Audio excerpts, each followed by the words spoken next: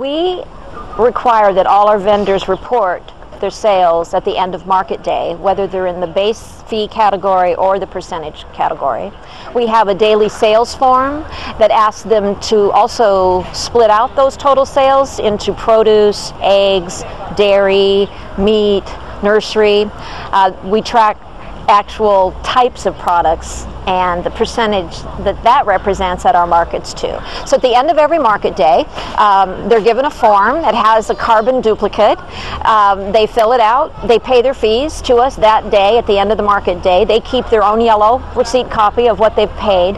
We expect them to have that all figured out and have their fees paid within an hour of when the market closes. We don't actually track vendor sales data. We do, though, have some ways to find out about how people are doing.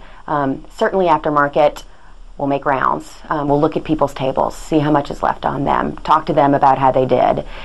Did they not, did they sell out early because they didn't have a lot or because they sold really well that day? Also, our token system, token reimbursements, we do twice a month. And that gives us a good gauge to see about how much people are moving without delving too much into their finances.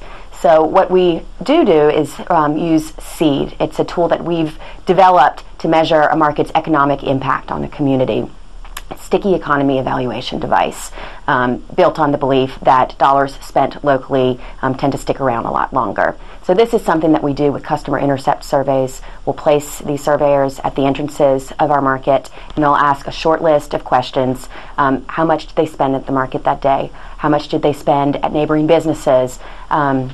And a few other questions, but we'll take this information and pull it together, and it gives us a sense of the market's impact on the larger community. The economic impact, what's happening within the market, and then also within the larger community. We track our sales from the farmers and producers on an honor system. And the way we did it the first year of the DuPont Circle Fresh Farm Market, we actually had everyone count up their sales before they left the market. Very unpopular, very unpopular. But we had them count up their sales and report their sales before they left the market site. And the next week they actually paid the market fee at the market. At the first farmers meeting, we reviewed that and decided they could call in their sales or email their sales on an honor system. So they do that, and they can choose to pay weekly, every other week, or monthly. Again, this is all done on the honor system, and I'm often asked, do you think those farmers are reporting the sales correctly? I have had farmers call me and say, Bernie, my hard drive collapsed and I don't have my sales, but I know you do. Could you send me my file? I've had a farmer call and say, I have an extra apron in the truck that I found. So the sales I called in last week are actually $500 more because I found that extra apron.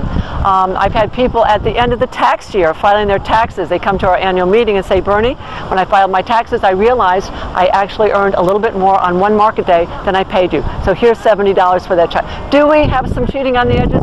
Possibly. But we're very interactive with our farmers. We're at market with them. We visit their markets, their farm sites. We have annual meetings where we share information about the market. So I think that we have a pretty good system. And I think if you develop that relationship with the farmer, that one-on-one, that you can do that as well and really reliably believe that you're getting an honest reporting on sales.